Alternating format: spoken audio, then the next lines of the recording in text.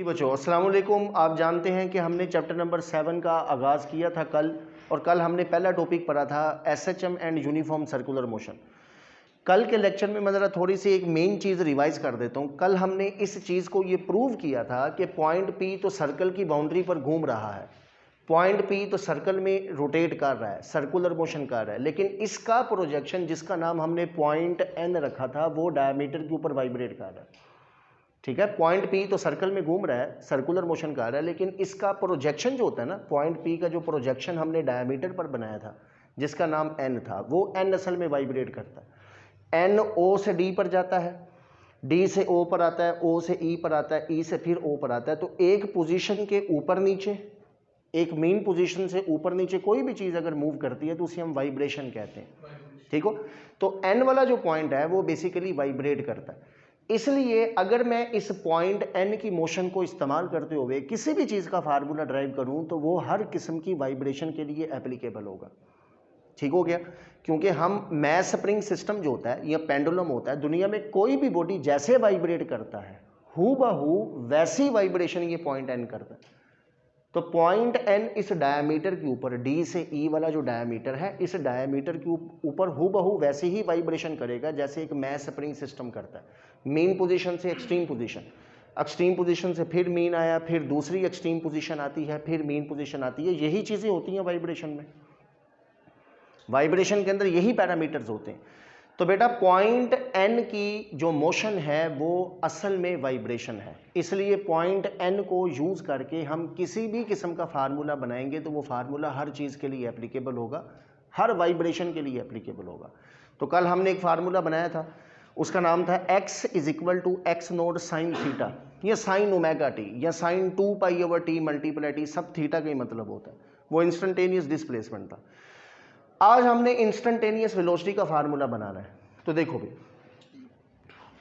ये जो फर्ज करें मेरे पास पॉइंट पी है, ये O1 पोजीशन से मूव करना शुरू करता है, इस पॉइंट पर आएगा, तो पॉइंट पी की वेलोसिटी किधर होगी? तो आंसर है सर्कल में जब भी कोई चीज़ घूमती है ना तो उसकी वेलोसिटी जो होती है ना, लीनियर वेलोसिटी, वो टेंजेंट के अलोंग होती है। इस पॉइंट पी की वेलोसिटी की डायरेक्शन किधर होगी? तो आंसर है टेंजेंट के अलोंग होगी।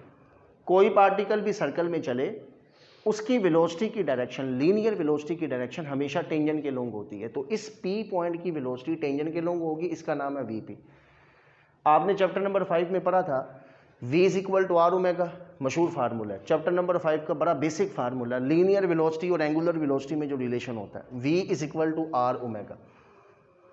मैं यहां पर लिख सकता हूं ये वेलोसिटी का नाम वीपी है, तो वीपी इज इक्वल टू, कल मैंने आपको बताया था कि मीन पोजीशन से लेकर एक्सट्रीम पोजीशन तक ये बेसिकली रेडियस है, और मीन पोजीशन से एक्सट्रीम पोजीशन तक जो डिस्टेंस होता है ओ से लेकर पी तक हो जाए, ओ से लेकर डी तक हो जाए, सर्कल के रेडियस बराबर होते हैं।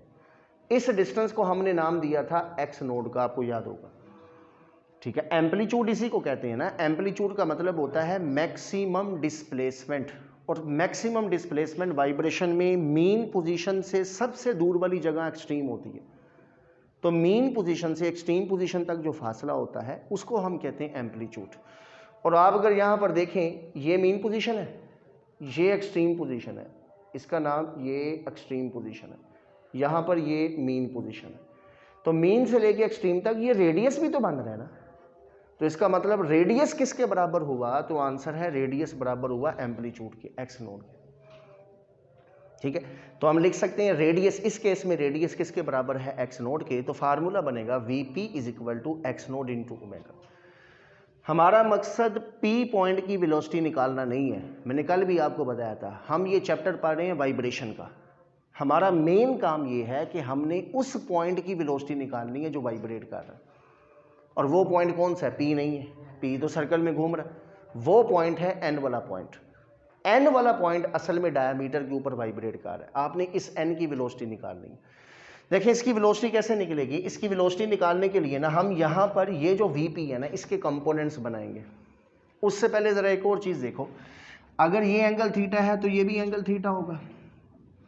Z की शेप में बनने वाले एंगल सेम होते हैं, मैथमेटिक्स का थ्योरम है, ये मैट्रिक में भी था, इन्हें अल्टरनेट एंगल्स कहते हैं। Z की शेप में जो जाविये होते हैं ना वो बराबर होते हैं, जितना एंगल नीचे होगा उतना एंगल ऊपर होगा, ये दोनों एंगल बराबर है। ठीक हो गया। अगर ये वाला एंगल थीटा है, मुझे बताओ एक टेंजेंट का अपने रेडियस के साथ कितना एंगल होता है? तो आंसर है एक टेंजेंट अपने रेडियस के साथ टोटल एंगल 90 बनाती है। एक मशहूर चीज होती है, ये रेडियस है, ये टेंजेंट है, तो इनका आपस में एंगल कितना होगा? 90 डिग्री। ये एंगल टोटल एंगल 90 डिग्री है। ये वीपी आपके पास है, ये ओ से लेकर ये पी पॉइंट है। तो टेंजेंट वाली लाइन का रेडियस के साथ एंगल 90 डिग्री बनता है, ठीक है। ये टोटल एंगल 90 हो गया। इसमें से अगर मैं एक एंगल थीटा मान लूं तो पीछे वाला एंगल कितना होगा? तो आंसर है जो पीछे एंगल बचेगा उसका नाम हो जाएगा 90 माइनस थीटा। सादा सी कैलकुलेशन है, सादा सी बात है।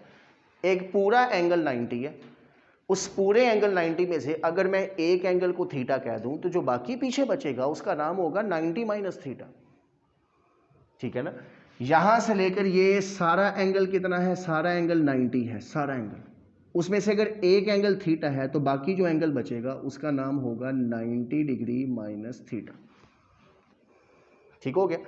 टेंजेंट पी पॉइंट की वेलोसिटी टेंजेंट के लोग है, टेंजेंट अपने रेडियस के ऊपर एंगल 90 बनाता है। टोटल एंगल 90 था, उस 90 में से अगर एक छोटा सा पोर्शन एंगल थीटा का है तो पीछे जो बचेगा, फर्ज करेंगे थीटा 20 है तो पिछला एंगल होगा 90 माइनस 20 70 डिग्री हो जाएगा, ठीक हो गया। अगर पिछला एंगल अगर ये नीचे वाला एंगल 30 होता तो 90 माइनस 30 तो आंसर कितना हो जाना था? आंसर है 60 डिग्री हो जाना था। तो ये पीछे जो एंगल बचेगा वो 90 माइनस थीटा है, ठीक है। अब इस वीपी के कंपोनेंट बनाने हैं। तो देखो बेटा, चैप्टर नंबर 2 मैट्रिक में भी आपने सीखा किसी भी वेक्टर के बेसिकली दो कंपोनेंट होते हैं। एक उसका कंपोनेंट होता है एंगल के सामने वाला, उस कंपोनेंट को हम कहते हैं परपेंडिकुलर कंपोनेंट।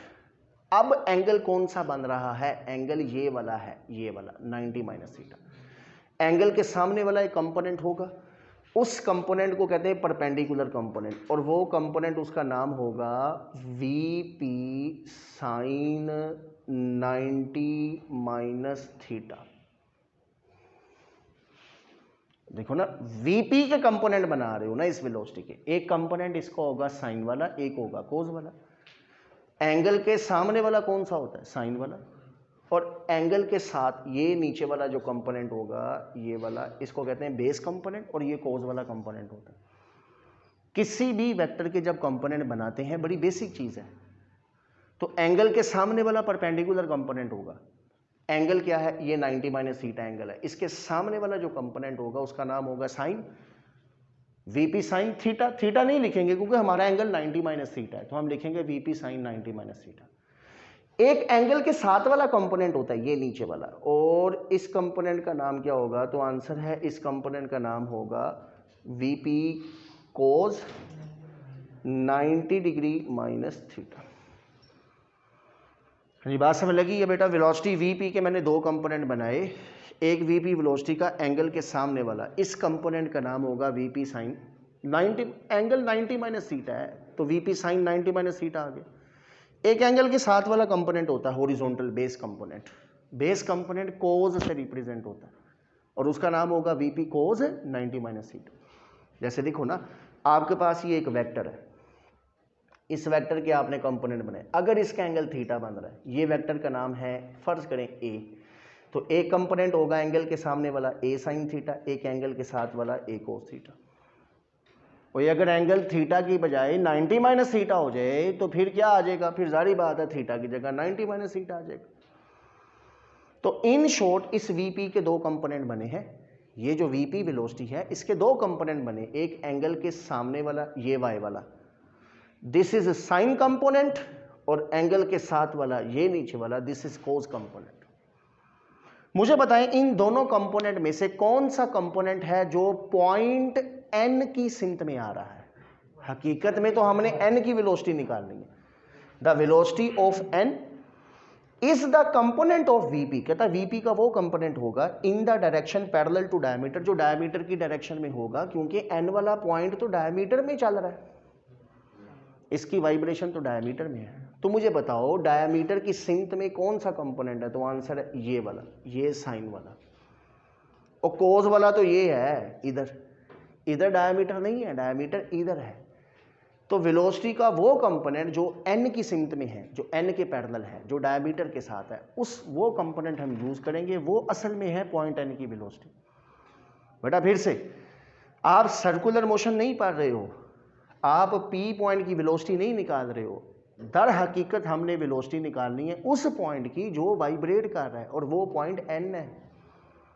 हमने इस पी का प्रोजेक्शन बनाया था एन, जो डायमीटर पर वाइब्रेट करता है।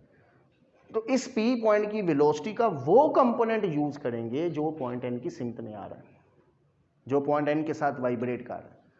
और वो कंपोनेंट कौन सा है? आंसर है ये वाला कंपोनेंट, ये परपेंडिकुलर साइन वाला, ये है इसकी डायरेक्शन में।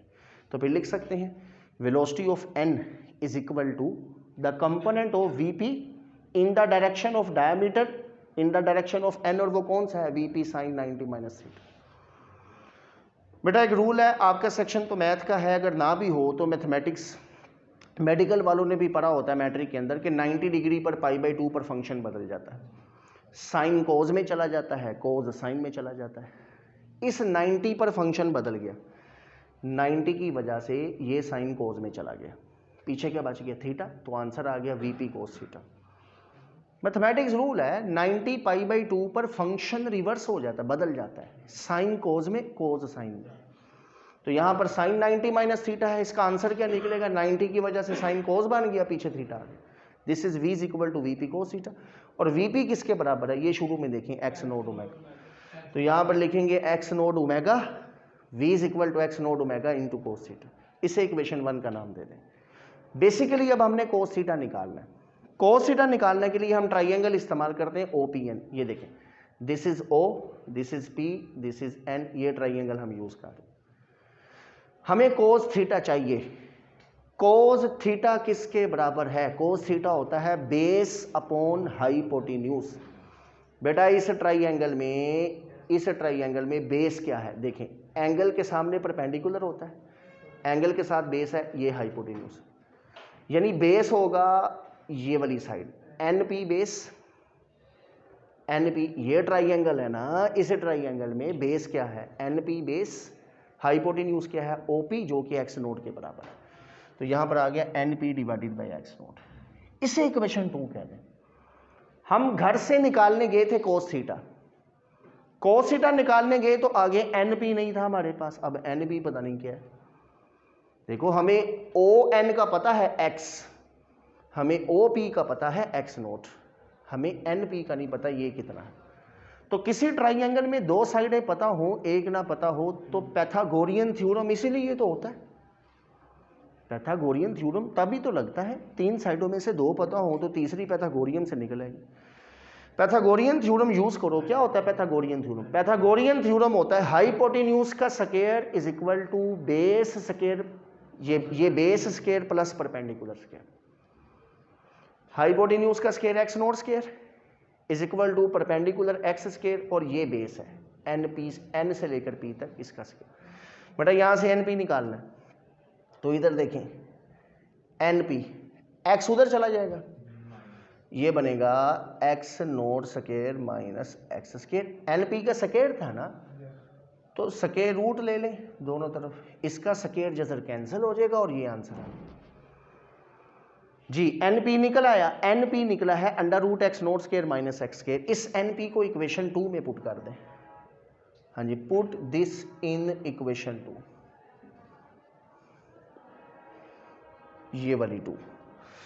तो फार्मूला बनेगा बेटा cos theta is equal to, ये देखें under root x naught square minus x square divided by, ये नीचे एक्स नोट पहले से है, और इस कोस थीटा को इक्वेशन 1 में पुट कर दें, आंसर आ गया। तो करें जरा, अब इस कोस थीटा को इक्वेशन 1 में पुट करें।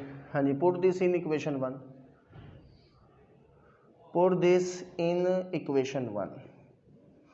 हाँ जी, इक्वेशन 1 में पुट करेंगे। इक्वेशन 1 क्या है? v is equal to x naught, ये ओमेगा, बेटा ये साथ कोस थीटा है, कोस थीटा ही तो निकालने गए थे, आगे एक और चीज निकालनी पड़ गई मजबूरन, NP पैथागोरियन लगा के। तो अब कोस थीटा पुट करें। कोस थीटा क्या निकला हुआ है? कोस थीटा निकला है X naught square minus x square divided by X naught. ये एक्स नोट से गया, v is equal to omega under root X naught square minus x square, this is the required formula. जी, कोई भी body जो vibrate करे, oscillate करे, उसकी वेलोसिटी का, किसी भी इंस्टेंट में वेलोसिटी का फार्मूला होता है v is equal to omega under root x naught square minus x square. बेटा इसमें एक्स नोड क्या है? Amplitude, maximum displacement. सिर्फ x क्या है? सिर्फ x इंस्टेंटेनियस डिस्प्लेसमेंट है। एम्पलीट्यूड से नीचे नीचे जो फासले होते हैं वो इंस्टेंटेनियस होते हैं। तो x naught square minus x square, तो v is equal to velocity of the vibrating body, velocity of the point n, n असल में वाइब्रेटिंग ही है, किसके इक्वल है? Omega under root x naught square minus x square. जी, अब हमने velocity का फार्मूला बच्चों निकाल लिया है। किसकी वेलोसिटी? n वाले पॉइंट की वेलोसिटी निकाली है जो कि डायमीटर के ऊपर वाइब्रेट कर रहा है। अब जरा इसके बाद डायरेक्शंस को जरा देख लें।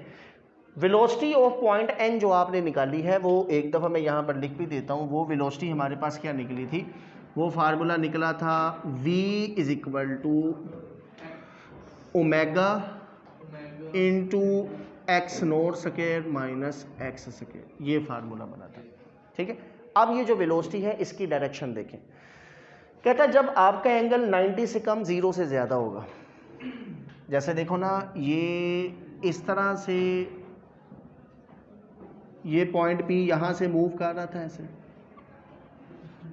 बेटा पॉइंट P, अब इधर देखें, जिस वक्त पॉइंट P यहाँ से O1 पोजीशन से चलेगा, जैसे जैसे पॉइंट P ऊपर जाएगा, इसका प्रोजेक्शन जिसका नाम पॉइंट N है, पॉइंट N, जैसे जैसे पॉइंट P O1 से ऊपर जाएगा, पॉइंट P का प्रोजेक्शन जिसका नाम N है वो किधर जाएगा? आंसर है वो 0 से D की तरफ जाएगा। इसका मतलब है कि जब एंगल, बेटा जब एंगल 0 से 90 के दरमियान होगा तो पॉइंट N की डायरेक्शन किधर होगी? O से D की तरफ। ठीक हो गया? जिस वक्त पॉइंट P यहाँ से D से नीचे आना शुरू हो, जब इसका एंगल यहाँ 90 है ना, ये 90 से जब एंगल यहाँ 270 होता है, ये 0 डिग्री से चला, ये 90 है, यहाँ पर 270 है और यहाँ पर आएगा 360 हो जाएगा।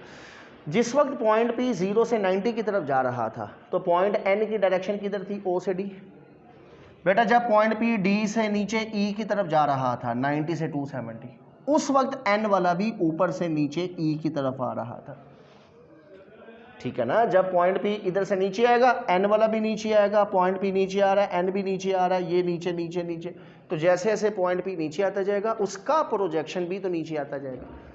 तो N वाला पॉइंट फिर किधर आएगा? जब एंगल 90 से 270 के दरमियान होगा उस वक्त उसकी पोजीशन D से E की तरफ होगी, D से E। और बेटा जब हमारा एंगल 270 से ये 360, एक रोटेशन पूरी हो गई है, एक 360 डिग्री, जब एंगल 270 से, जब ये पॉइंट P 270 से 360 की तरफ जा रहा होगा उस वक्त पॉइंट N किधर जाएगा? आंसर है वो E से O की तरफ जा रहा होगा। तो आप देखें N वाला पॉइंट कैसे मूव कर रहा है। N वाला पॉइंट, P तो सर्कल में घूम रहा है लेकिन P का साया प्रोजेक्शन जो डायमीटर पर है वो O से D जाता है, D से O, E से दोबारा O, वो असल में डायमीटर के ऊपर वाइब्रेट कर रहा है। ठीक हो गया? तो ये डायरेक्शन उसकी, जब एंगल 0 से 90 है तो डायरेक्शन O से D है, N वाला O से D गया। जब वो 90 से 270 आएगा ये D से E आएगा। जब ये 270 से 360 पर जा रहा होगा उस वक्त ये E से O जा रहा होगा। तो ये इसकी डायरेक्शन है N वाले पॉइंट की, किस किस तरह से एंगल के साथ डायरेक्शन बनती है। अब लास्ट पर हमारा एक काम है छोटा सा, इंतहाई इंपॉर्टेंट। 180 वाला सीन उसके अंदर आ गया। देखो ना 90 से 270 जब कह दिया तो सारी बात है वो N वाला पॉइंट D से नीचे आएगा O से गुजर के जाएगा ना, अंडरस्टूड है। हाँ जी, इसके बाद जरा देखें मैक्सिमम वेलोसिटी। जी बेटा मैक्सिमम एंड मिनिमम वेलोसिटी आखिरी केस है, मैक्सिमम एंड मिनिमम वेलोसिटी किसी वाइब्रेटिंग बॉडी की इंतहाई इंपॉर्टेंट, ये एक्सरसाइज का शॉर्ट भी है। किस पॉइंट पर वाइब्रेटिंग बॉडी की वेलोसिटी मैक्सिमम होती है और किस पॉइंट पर मिनिमम होती है। मैं आपको हल्का सा ना एक आइडिया दे देता हूँ। फर्ज करें एक बॉडी वाइब्रेट कर रहा है, ये पेंडुलम है, ये पेंडुलम वाइब्रेट कर रहा है, इसे मैं ना एक्सट्रीम पोजीशन से छोड़ता हूँ, एक्सट्रीम पोजीशन से छोड़ूंगा, इसकी स्पीड बढ़ेगी बढ़ेगी बढ़ेगी बढ़ेगी, मीन पोजीशन से बड़ी तेजी से गुजर के दूसरी एक्सट्रीम पोजीशन पर चला जाएगा। तो एक चीज़ आई, जब भी कोई चीज़ हाइट से आती है उसकी वेलोसिटी बढ़ते बढ़ते बढ़ते बढ़ते बढ़ते मीन पोजीशन पर सबसे ज़्यादा होगी, फिर आगे चला जाएगा। तो वेलोसिटी सबसे ज़्यादा होती है मीन पोजीशन पर, किसी भी वाइब्रेटिंग बॉडी की सबसे ज़्यादा वेलोसिटी मीन पोजीशन पर होती है, एक चीज़। दूसरी, इसकी मिनिमम वेलोसिटी कहाँ पर होगी? आंसर है जब कोई चीज़ हाइट से आ रही है, एक्सट्रीम पोजीशन मीन पोजीशन से गुजर गई, अब ऊपर जाएगी, इसकी स्पीड कम होते होते होते होते होते एक्सट्रीम पोजीशन पर जाके रुकेगी, रुक के फिर नीचे आएगी। किसी भी वाइब्रेटिंग बॉडी की वेलोसिटी मैक्सिमम कहाँ होती है? मीन पोजीशन पर। झूला देख लो, झूला हाइट से जब आता है तो मीन पोजीशन से तेजी से गुजरता है और फिर सामने जाके रुकता है, मैक्सिमम एक्सट्रीम पोजीशन पर रुकेगा फिर नीचे आएगा। किसी भी वाइब्रेटिंग बॉडी की वेलोसिटी एक्सट्रीम पोजीशंस पर जीरो होती है, किसी भी वाइब्रेटिंग बॉडी की वेलोसिटी एक्सट्रीम पोजीशन पर जीरो होती है, मीन पोजीशन पर मैक्सिमम होती है। पहले तो ये आइडिया समझो, उसके बाद अगर मीन पोजीशन पर वेलोसिटी मैक्सिमम है तो मीन पोजीशन का मतलब पता क्या होता है? मीन पोजीशन का मतलब होता है at mean position x is equal to 0। Physics में मीन पोजीशन उसको कहते हैं जिसका डिस्प्लेसमेंट 0 होता है। क्यों? क्योंकि हमने शुरू में कुछ इंट्रोडक्शन छोड़ा है, स्मार्ट सिलेबस के मुताबिक टॉपिक आ रहे हैं। मीन पोजीशन पता क्या होती है? किसी भी वाइब्रेटिंग बॉडी का फासला, किसी भी वाइब्रेटिंग बॉडी का फासला मीन पोजीशन से मापा जाता है। मीन पोजीशन से शुरू करते हैं, यहाँ से ये 1 सेंटीमीटर, 2, 3, 4, 5, एक्सट्रीम तक 5 हो गए। तो वाइब्रेटिंग बॉडी का जो डिस्टेंस होता है वो कहाँ से मेजर करना शुरू करते हैं? मीन पोजीशन से। इसलिए मीन पोजीशन के ऊपर डिस्प्लेसमेंट 0 माना जाता है। तो मीन पोजीशन वो पोजीशन होती है जहाँ पर x 0 होता है। आइंदा के लिए याद कर लो, चैप्टर 7 में वाइब्रेशन में मीन पोजीशन का मतलब x इज इक्वल टू 0। अब इधर देखें जरा, इस ऊपर वाले फार्मूले में x 0 पुट करें, क्या बनेगा? v is equal to omega x naught से। बेटा -0 का स्केयर आएगा ना, तो -0 स्केयर खत्म हो गया, ये स्केयर जिधर cancel, velocity is equal to x naught omega. This is maximum velocity. किसी भी वाइब्रेटिंग बॉडी की मैक्सिमम वेलोसिटी मीन पोजीशन पर होती है, एक चीज, और उसका फार्मूला क्या होता है? x naught omega. Minimum velocity कहां पर होती है? तो मिनिमम वेलोसिटी होती है एट एक्सट्रीम पोजीशन। और एक्सट्रीम पोजीशन किसको कहते हैं? एक्सट्रीम पोजीशन की इक्वेशन होती है जब हमारा डिस्प्लेसमेंट बढ़ते बढ़ते मैक्सिमम हो जाए, उस पोजीशन को कहते हैं एक्सट्रीम पोजीशन। बच्चों, मेन पोजीशन से अगर फासला बड़े बड़े बड़े बड़े, सबसे ज्यादा कहाँ होता है? एक्सट्रीम पोजीशन पर फासला सबसे ज्यादा होता है, क्योंकि मीन से सबसे दूर यही आती है। जब हमारा x मैक्सिमम हो जाए, यानी x नोड हो जाए, उस पोजीशन का नाम होता है एक्सट्रीम पोजीशन। मीन पोजीशन का मतलब x 0, एक्सट्रीम पोजीशन का मतलब x is equal to maximum amplitude x naught. इस ऊपर वाले फार्मूले में जहां x है उसकी जगह x नोड पुट करो, तो क्या बनेगा? वेलोसिटी। तो आंसर है v is equal to omega x naught square minus x naught square. ये दोनों कैंसिल आउट, 0 का स्क्वायर रूट 0, ज़रब देंगे तो answer 0। This is minimum velocity.